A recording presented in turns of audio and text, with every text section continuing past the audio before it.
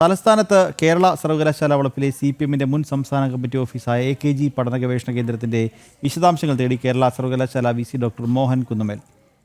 AKG centre സ്ഥിതി ചെയ്യുന്ന 55 saint ഭൂമിയിൽ 40 സെന്റ് ഭൂമിയും അനധികൃതമായി കൈവശം വെച്ചിരിക്കുന്നതാണെന്ന പരാതിയിൽ തുടർ നടപടികൾക്ക് തുടക്കമിടുകയാണ് വൈസ് ചാൻസലർ.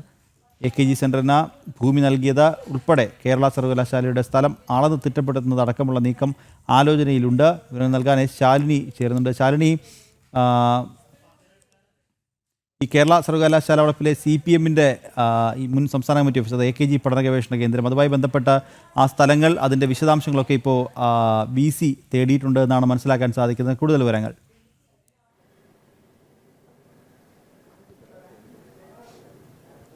നിഖില, കഴിഞ്ഞ ദിവസങ്ങളിലടക്കം വന്ന വിവരാകാശ രേഖയുടെ അടിസ്ഥാനത്തിൽ ഈ നൽകിയിട്ടുള്ള ഭൂമിയിൽ അധികമായി AKG സെന്റർ, അതായത് ഇന്നത്തെ AKG പഠന ഗവേഷണ കേന്ദ്രത്തിന്റെ കയ്യിൽ CPM-ന്റെ കയ്യിലുണ്ട് എന്നുള്ളതാണ് കണ്ടെത്തൽ. ഇതിന്റെ അടിസ്ഥാനത്തിലാണ് സേവ് യൂണിവേഴ്സിറ്റി ക്യാമ്പയിൻ കമ്മിറ്റി അടക്കം പരാതിയുമായി ഗവർണറെ സമീപിച്ചത്. ഗവർണർ ഇതുമായി ബന്ധപ്പെട്ട നടപടികൾ ആരംഭിച്ചിരിക്കുകയാണ്. തൊട്ടു പിന്നാലെ തന്നെ VC-യോട് ഇതിന്റെ വിശദാംശങ്ങൾ തേടുകയും ചെയ്തിട്ടുണ്ട്. VC ഡോക്ടർ മോഹൻ കുന്നുമേൽ ഇതിന്റെ അടിസ്ഥാനത്തിലാണ് ഇപ്പോൾ വിവരങ്ങൾ ശേഖരിക്കാനായി തയ്യാറെടുക്കുന്നത്.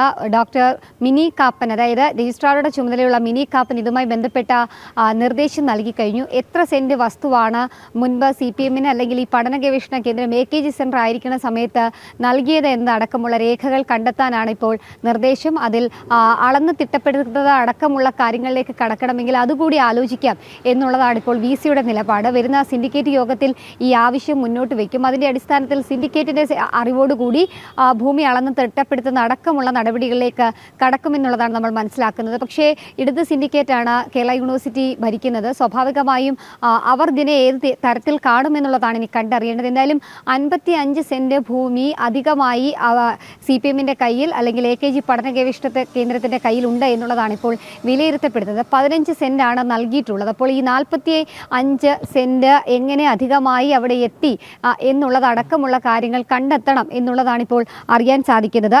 40 സെന്റ് ഭൂമി അടക്കം എങ്ങനെ അവരുടെ കയ്യിൽ അധികമായി എത്തി, അനധികൃതമായി എങ്ങനെ കെട്ടിടം നിർമ്മിച്ചു എന്നതടക്കമുള്ള കാര്യങ്ങൾ കണ്ടെത്തണം എന്നുള്ളതാണ് ഇപ്പോൾ VC നൽകിയിട്ടുള്ള നിർദ്ദേശം. ഇതിൻ്റെ അടിസ്ഥാനത്തിലാണ് ഇപ്പോൾ രേഖകൾ ശേഖരിക്കുന്നത്. റവന്യൂ വകുപ്പിൽ നിന്നടക്കം ഈ ഭൂമി കൈമാറ്റം ചെയ്യപ്പെട്ടതിൻ്റെ രേഖകൾ കാണാനില്ല എന്നുള്ളതാണ് അറിയാൻ സാധിക്കുന്നത്. അതേസമയം തന്നെ സർവകലാശാലയിൽ ഇതുമായി ബന്ധപ്പെട്ട രേഖകളുണ്ട് എന്നുള്ളതാണ് VC ഉറച്ചു വിശ്വസിക്കുന്നത്. ഇതിൻ്റെ അടിസ്ഥാനത്തിലാണ് മിനി കാപ്പനോട് ഈ രേഖകളൊക്കെ തന്നെ ശേഖരിക്കാൻ നിർദ്ദേശം നൽകിയിട്ടുള്ളത്. എന്തായാലും ഈ രേഖകൾ ശേഖരിച്ചതിന് ശേഷം VC ഗവർണർക്ക് ഇതുമായി ബന്ധപ്പെട്ട റിപ്പോർട്ട് നൽകും. അതിനുശേഷമായിരിക്കും അന്തിമമായൊരു നടപടിയിലേക്ക് VC കടക്കുക എന്നുള്ളതാണ് നമ്മൾ മനസ്സിലാക്കുന്നത്. പ്രത്യേകിച്ച് താൽക്കാലിക VC നിയമനവും ഒപ്പം തന്നെ സ്ഥിരം VC നിയമനവും ഒക്കെയായി ബന്ധപ്പെട്ട് ഗവർണറും സർക്കാരും തമ്മിൽ വലിയ രീതിയിൽ കൊമ്പുകോർത്ത് നിൽക്കുന്ന സാഹചര്യത്തിൽ കൂടിയാണ് കേരള സർവകലാശാല ആസ്ഥാനത്ത് ഇത്തരത്തിൽ സർവകലാശാലയുടെ ഭൂമി അനധികൃതമായി CPM കയ്യിൽ വെച്ചിട്ടുണ്ട് എന്നുള്ള രേഖകൾ കൂടി പുറത്തു വരുന്നത്. എന്തായാലും അക്കാര്യത്തിൽ കൃത്യമായ നടപടികളിലേക്കും ഇടപെടലിലേക്കും ഒക്കെ ഗവർണറും VC-യും കടക്കാൻ പോവുകയാണ്. വരും ദിവസങ്ങളിൽ കേരള സർവകലാശാലയിൽ ഈ വിഷയവുമായി ബന്ധപ്പെട്ട് വലിയ രീതിയിലുള്ള വാഗ്വാദങ്ങൾക്കും തർക്കങ്ങൾക്കും ഇടയാകും എന്നുള്ളതിൽ സംശയമില്ല. നിഖിൽ. ശരി ശാൽ.